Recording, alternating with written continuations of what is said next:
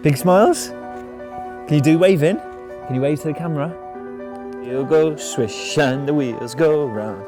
Giddy up, we're home.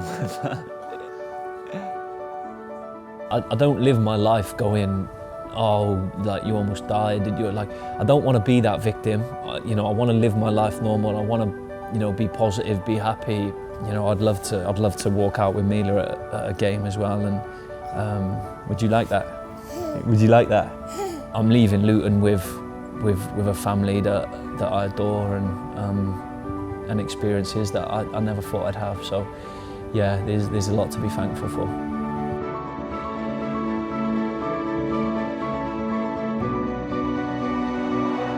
And it's been turned home, and it's Tom Lockyer.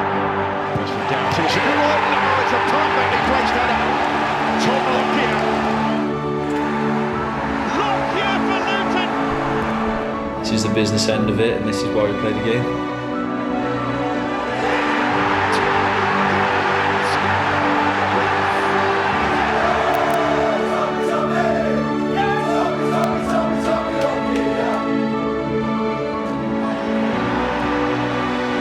What a moment for Luton Town and for Tom Lockyer.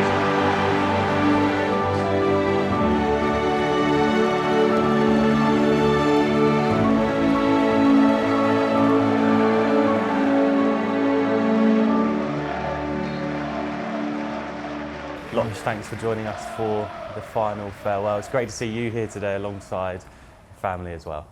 Yeah, they're a big part of obviously my journey here, and have amazing support from them. So yeah, it was nice to bring them down today, and have some memories to look back on in the future together. So I've had so much support from family over the years here. So yeah, I thought it was right that we done this one together as well. I want to go back to the very start when you first joined the club, because we were just saying off camera how you didn't actually play or start for quite a few months. Yeah, so I left Charlton and met with a few teams after that, and I remember speaking to Nathan and saying, he was like, "What do you want from it?" And I was like, "I just want to be playing regularly for Wales." And he said, "Well, you come here and you're gonna play not every minute, but you're gonna play majority of games, and you're gonna transform us the way we play," and sold me the dream really. And then I came through the door and didn't play for 3 months. So yeah, that was a difficult time, but I think that period for me was very, very important to help me become the player who I am today, I guess, or when I last played, because he wanted an aggressive, front-footed defence, and I was that anyway. But I almost took it to the extreme just to show him that pick me, let me play, I can do what you want. So it was a massive part of my learning journey. Although it was hard at the time, it's really helped me in the long run.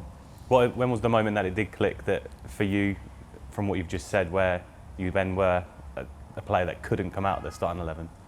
I don't know the exact game. I can't really remember, to be honest. But yeah, we had a few falling out, me and Nathan, early on, and it was hard for me. Obviously, all my career up to that point, I was playing every minute of every game.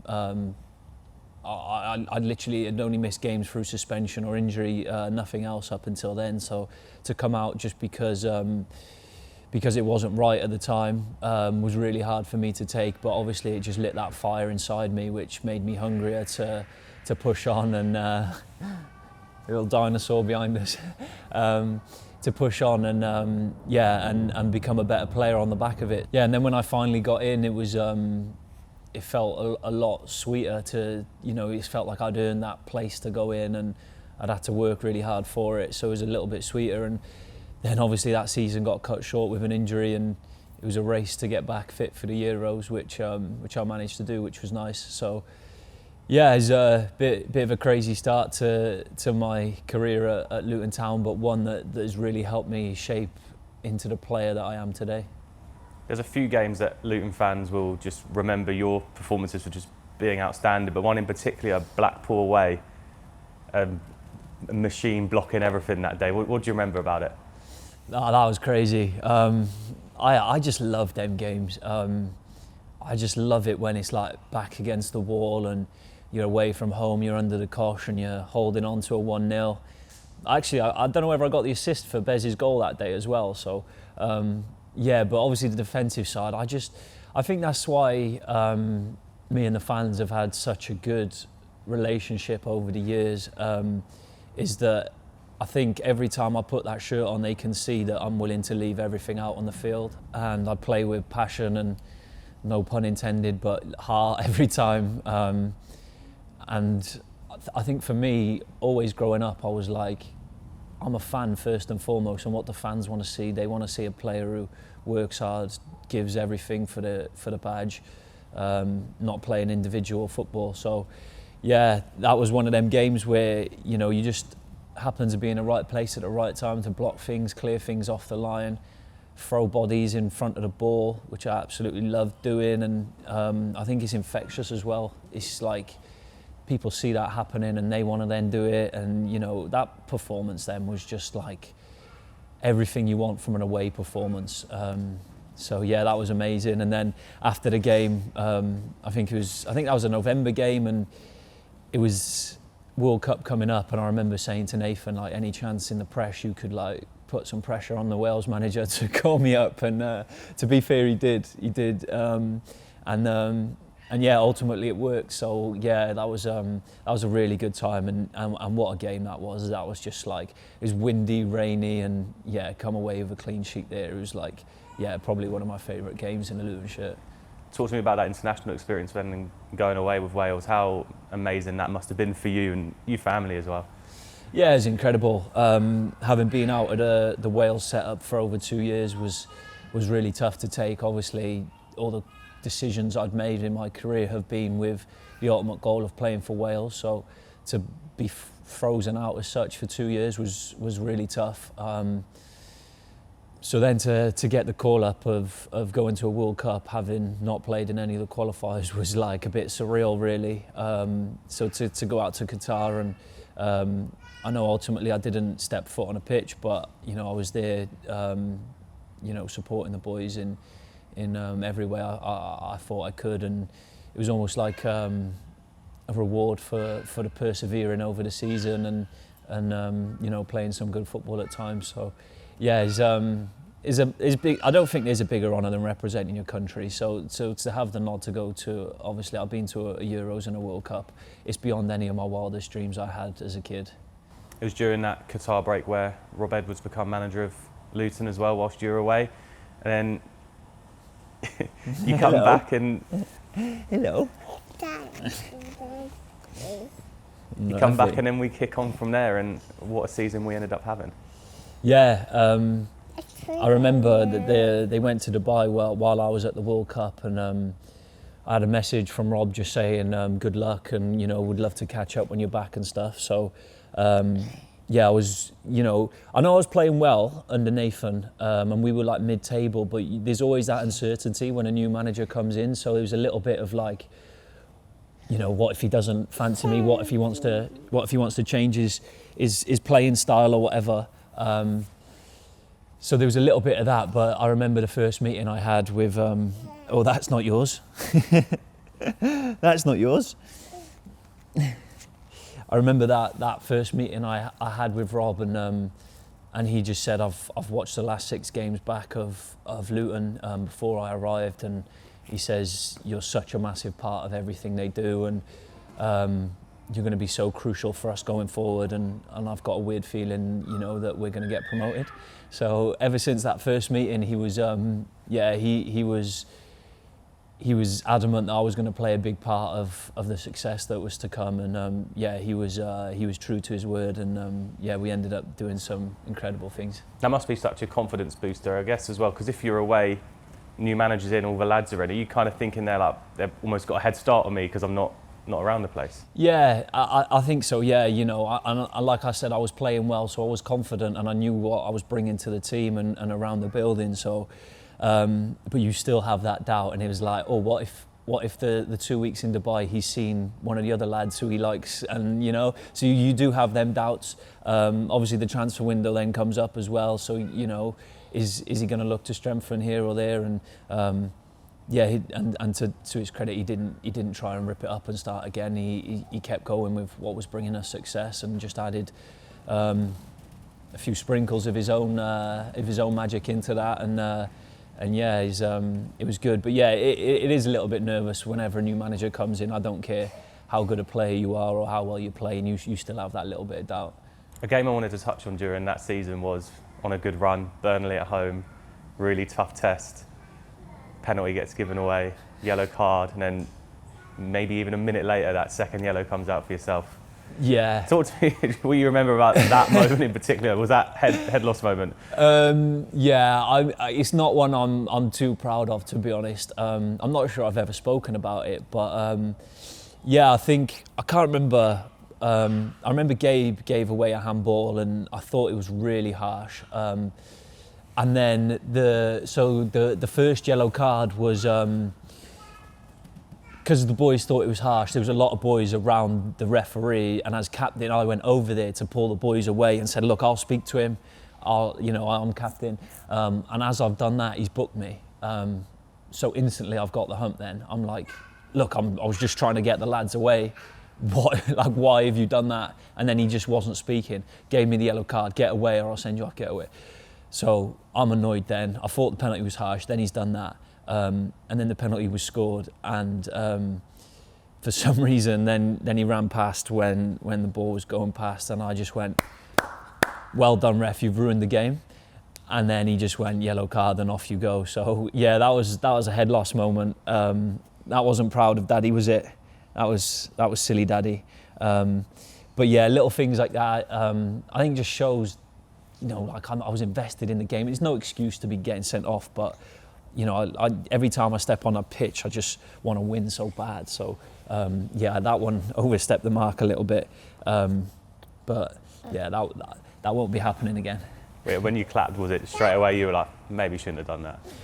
No, like when I was clapping, because I did genuinely believe he just ruined the game, and just but as soon as he went like that, I just went, "Oh no, what have you done?" Yeah. And then I went in, and Cristiano from Gatering was in there, and you know, I punched a few things on the wall or something, and but instantly I knew. I was like, "You're such an idiot, Locks, you're such an idiot." And then he just said to me, he was like, "Locks, we all make mistakes, but it seems like you've learned from it already." And that was literally like 2 minutes after it happened. So I knew straight away I'd done wrong. And the worst thing about that is obviously the lads then have to play the rest of the game against a good side Burnley with 10 men, and then I'm missing for the next game as well. So yeah, it's not proud, but it's one of them heat of the moment things, and I look back now and can laugh because ultimately we did get promoted.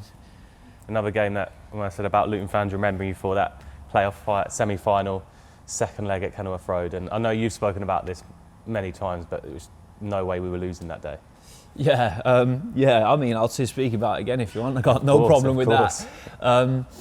You know, we obviously went away to Sunderland, and we knew it was going to be tough up there. And for me, it felt like when they'd won 2-1, they thought that they'd won the tie. And for me, I thought that was quite disrespectful for the form we'd been in and how good we were at home. So yeah, all their fans, I think we had quite a bit of stick on social media as players, and people saying unlucky, like we're going to the Wembley and all this. So it just fueled the fire, to be honest. And I remember we stayed over after the game, and the next morning we were in recovery, and Rob held a meeting, and a few of the boys just said it how it was. And I remember just saying to the lads, I said, "Listen," I said, "lads, in 3 weeks' time you're going to be sat on a beach, and that can either be as a Championship player or as a Premier League player. So whatever it takes in the next 3 weeks," I said, "I don't want to see anyone out. I don't want to see anyone skipping extras, recovery, gym. Do whatever you can to give us all the best chance of becoming Premier League players." And I think it was in that meeting as well that we decided that, you know, we were just going to stick it on them and just play into the two front men up front and just bully them to victory. And yeah, and that ultimately that's what we done, and it worked. They were young, small side. They had a lot of injuries, and we were able to exploit that. And I remember walking out at the Kenny on the day actually, and they were holding the I think it was the placards or like you get a photo up. I can't remember what like little sheets on it, and the sun was coming down and the sky cameras, and I just remember thinking, oh, this is it. This is going to be so good. I didn't think it was going to be as good as it was, obviously scoring that goal, but yeah, I knew straight away there was a good energy all week in training. It was good vibes coming into the game, and I remember saying to one of the fans going in, he said, "Oh, are you ready for today's atmosphere?" I said, "Just make it as good as Watford." And he said, "Watford will make it better," and it was, and it was special, a real special night. And then, yeah, obviously scored that goal, threw myself at the ball, and, you know, just sometimes it was meant to be, and I just think that was one of them moments that was meant to be, because, yeah, ultimately I didn't get to play too much of a part in the final, so that was probably like my contribution, and I'm glad it happened like that. There's that lovely angle of your goal as well from the F block in Kenilworth Road, where the fans just going absolutely crazy, and then you get that beautiful knee slide in, maybe at the wrong end of the pitch, but it was a great ball in from Alfie, and your run timed to perfection, and it was just always going to result in a goal, wasn't it? Yeah, when that ball went back out, whose idea was it to put a camera up there? Was it yours? I think it was mine. Yeah, well played, mate. Well, thank you for that. Yeah, when that ball came in, I remember just thinking, be on the move, because you know, Pritchard was marking me, and he's not the biggest, but he was like real aggressive with it. So I struggled to get any sort of momentum on the first one. But when it went back out, I just remember thinking, just get on the move and try and lose him. And as I started running, the ball came in, and I just thought, oh my God, like that's a goal ball. So. Yeah, just threw myself at it, and I was just like, whatever happens, just take everything in the goal with you. And yeah, luckily it went in, and yeah, I was the last one to celebrate in front of that stand. So because obviously that got ripped down with the boxes, didn't it? So yeah, that's my little bit of history for Luton. So yeah, amazing feeling. And then yeah, obviously the pitch invasion after, and I think this is where I've had time now to think about things, and this is probably because all through my time I'm always like, the end goal's promotion, we'll celebrate then, we'll get promoted, we'll celebrate with the fans, you know, and so score that goal, we go to Wembley, pitch invasion, everyone's going mad, and you know, I'm straight down the tunnel, and I'm like, look, we this is nothing until we win at Wembley, and that's probably like a big regret of mine, because obviously Wembley happened.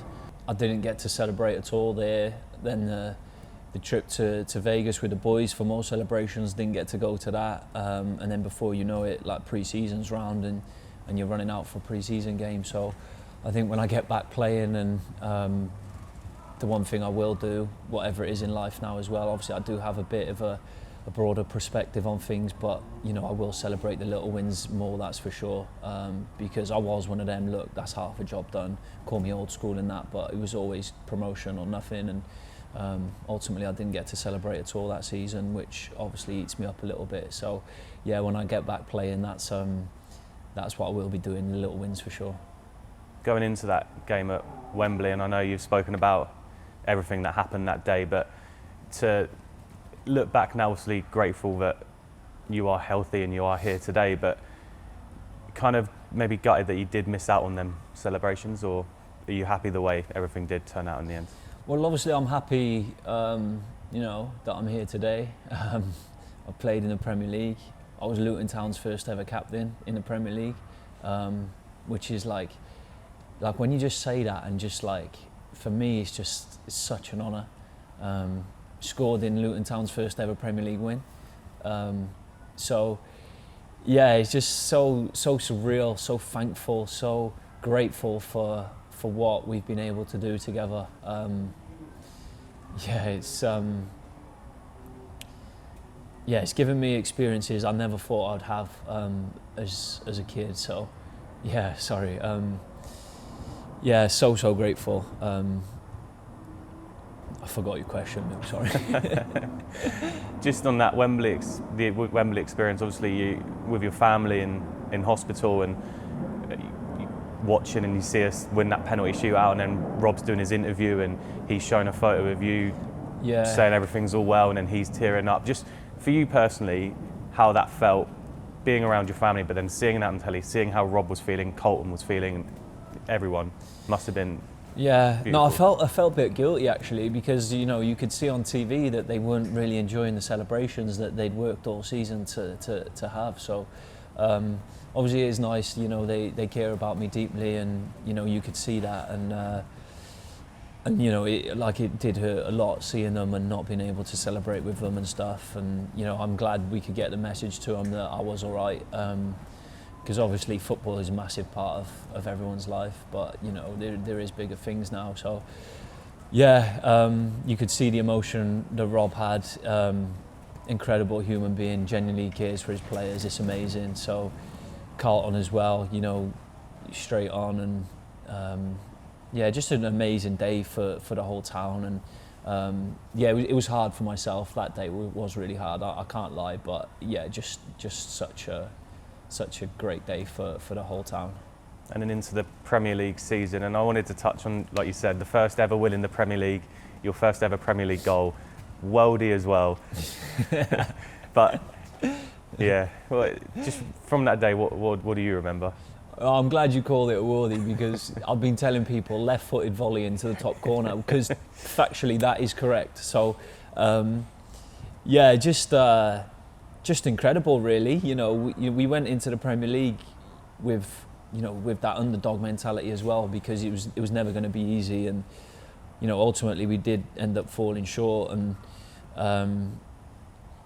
but to have that moment, and obviously Carlton played such a huge part in getting us to where we were. I obviously played a big part as well, and to be able to score there and away at Goodison Park, it's not an easy place to go. It was tough, raining down, and I think I had to come off with concussion in the end. Actually, I think that just shows how physical it is and how hard it is. And in any league, you have to earn 3 points. It's not just given. It doesn't matter what sort of squad you have to fight for it, and that's what you have to do away at Goodison. And when they got Tarkowski and they're lumping it up to him, and obviously Calvert-Lewin as well, who's got the biggest leap I've ever seen, is it's going to be tough. You're going to have to defend your box, and that's what we've done.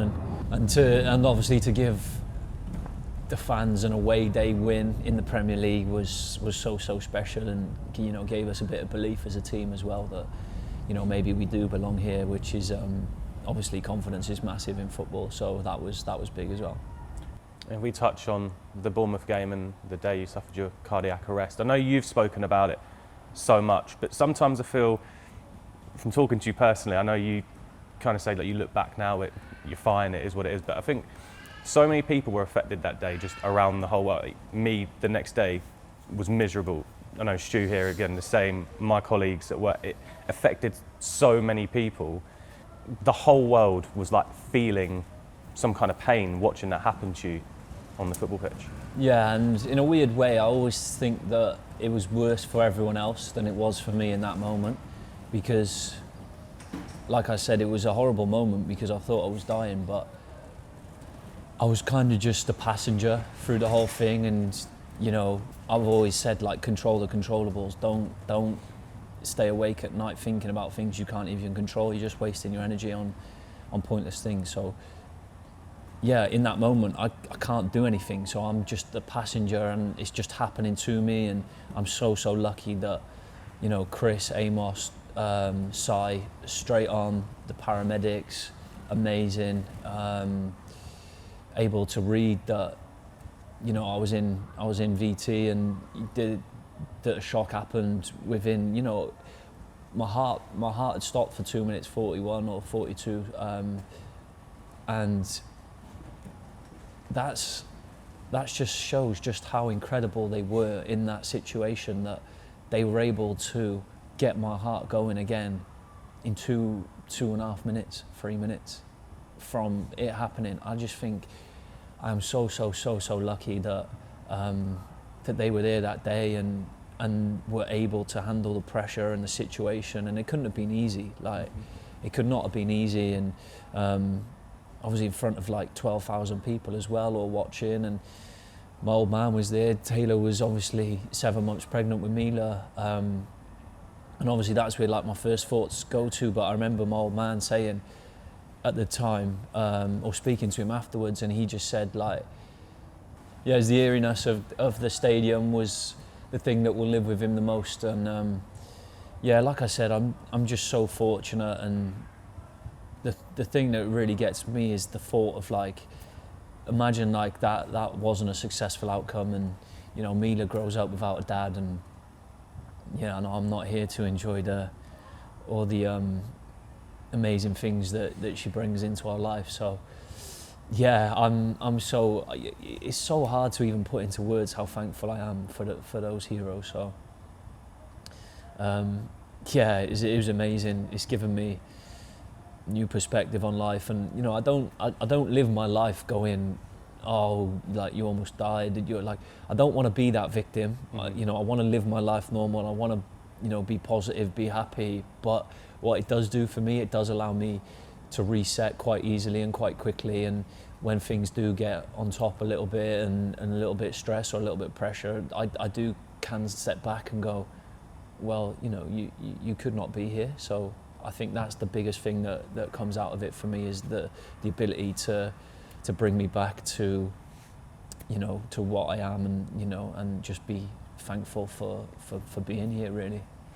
And then moving forward a few months to that Brighton game, when you got to step out in front of the fans again for the first time, and the reception you got, the game itself, just that day was just like meant to be, I think. Yeah, and just going just back before that, obviously Newcastle Luton game, there was a banner from the Newcastle fans as well. I just, little things like that, and then the Luton fans all had Lockyer shirts, and obviously clapping on 4 minutes, and all the names of the heroes went around as well. Just little things like that. I just think, you know, football's great when the community comes together like that. And you know, Newcastle are, you know, like my second team now, just because like they didn't have to do that, but it just shows that they are great people, they're great fans. And yeah, it's a regret of mine I didn't get to go play St James's Park, but you know, I do hold Newcastle in a real high regard now. An amazing fan base, and yeah, like I thank them for that. But yeah, moving on to that Brighton game, that was surreal, that was crazy. Amazing to get that reception, and you know, it got quite emotional, and up until then I'd never been really emotional, and that really brought it out of me, seeing that. And you know, some might say that I was responsible for that performance as well, but you know, that's for other people to decide, not me. No, I'm only messing. Yeah, no, that was special, that was really nice. And you know, I mentioned about missing out on celebrations after Wembley and etc., but you know, that moment is one I do look back on with massive fondness. And the reception you got that day from the fans, but also the rest of the season, and fans chanting your name pretty much every game, must have been so special to you as well. Yeah, it was so nice, so nice. I still get messages now, and it means the absolute world to me. Like I said, me and the fans have had such a good relationship ever since I've stepped in the building, and that's continued to this day.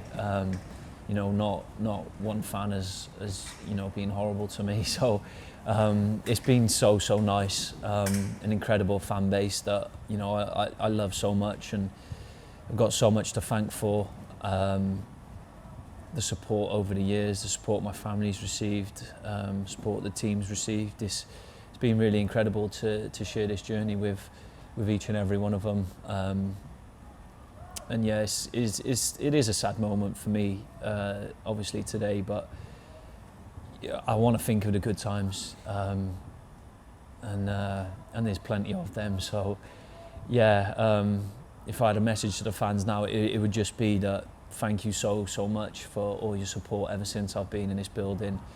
It really does mean so much to me. It has helped a lot over the years. Keep it up. keep positive. And once a hatter, always a hatter. I know that gets thrown about, but you look at my career, I've bought into every club I've been at, and no more so than here. So yeah, I love this club. It means so much to me. We've shared some amazing experiences together.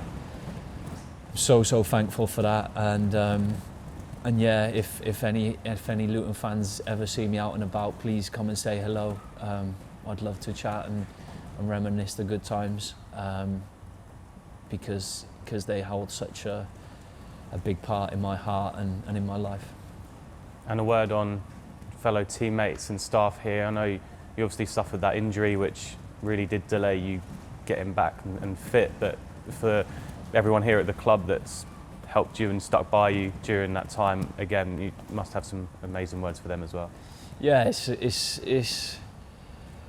it's hard to put into words because, you know, I'm a bubbly person. I'm an energetic character, and coming in and having people match that energy is just a joy. You know, working with you, working with Stu, working with Matt, Rob, Sean in the kitchen, Russell, the physios, you know, just everyone around the building. It just makes it so easy and enjoyable to come in. And it's been hard for me. I'm not going to lie, like, it's been hard since I had that setback with my ankle, because I was so close to playing again in January, and having that second setback was the hardest to take, because I was only ultimately pushing to try and get back as quick as possible, because, you know, I could sense like a relegation on the cards. So to then have that setback and have to watch everything that's unfolded since has been so hard. So yeah, you know, ultimately it's not the ending that I had in mind. You know, the ending for me would have been to pull on a Luton shirt again, and even if it was just one game or 2 minutes or 1 minute, you know, just to have that ending and that moment with the fans, and then see what beholded after that. But ultimately, look, that's not the case. But that doesn't take away from the incredible people in this building, the incredible fans, the incredible memories and moments that I've had. So, like I said before, I'll be so thankful for that, and grateful for my time here, because it has played a big part in my life. And fans will be pleased to hear that you have got the all clear and can carry on playing. Yeah, so we haven't even touched on that, have we? Nice. Yeah, so I've been working really hard behind the scenes, so hard. It's not been easy, like I've said, but been working with the same cardiologist Christian Eriksen had Harold out in Amsterdam, and he's been really happy with the progress that I've made, and, you know, he's not concerned, and yeah, he's confident I'm able to play again, and, you know, ultimately giving me the okay to push on and play again. So look, where that is, I don't know. When that is, I'm not too sure either. You know, there's a lot of things that go into bringing Tom Lockyer into a football club now. It's not just you know, bringing in another defender or something like that. You know, there's politics with it now because people are ultimately scared. But, you know, I have been working behind the scenes. I mean, you know, I've not just been having cigars in the physio room and said, look, I'm ready to play now. Like, I have been working incredibly hard, and yeah, I do feel like I'm ready to play again. And weirdly, I feel more desire now to get back out playing. Yeah? What are you eating? You're not going to be an athlete eating that. You're going to say hello? You say hello? Yeah, I feel more hunger than I've ever felt in my career to get out there and prove people wrong, and to and obviously I have a lot of messages as well, people with similar things and gone through similar things and heart conditions and stuff, and to be able to do it for them as well would be amazing. And not just that, I want to do it for myself, and you know, I'd love to walk out with Mila at a game as well. And would you like that? Would you like that? Yeah. That would be a dream of mine that I've had now for the last couple of years. So yeah, I'm so hungry to get playing again. I've had a lot of time out to think about what ultimately do I want from football again, because if I'm lucky I have maybe 5 years, and for me that's promotions, that's winning games, that's not like fighting relegation each season, because they're not the enjoyable ones. The enjoyable ones are when you get promoted, when you have a good team spirit, when you have good camaraderie with the fans. They're the ones that I really enjoy. So yeah, I mean, I say that, look, I can't be fussy. Ultimately I need someone to take a chance on me, and I'm willing to do everything in my power to thank them for that, because like I said, I'm so hungry to prove that I've still got it. And finally, I guess seeing Mila sat on your lap there just goes to show there's so many bigger things in life than football, isn't there? And health and family are the most important things in life. Yeah. And yeah, as a footballer, you're so selfish in terms of where you go and what you put your family through. You're just trying to do what's right for your career, and like for me it was like, what gives me the best opportunity to play for Wales? All right, if that's moving to Scotland, Ireland, Azerbaijan, let's do it.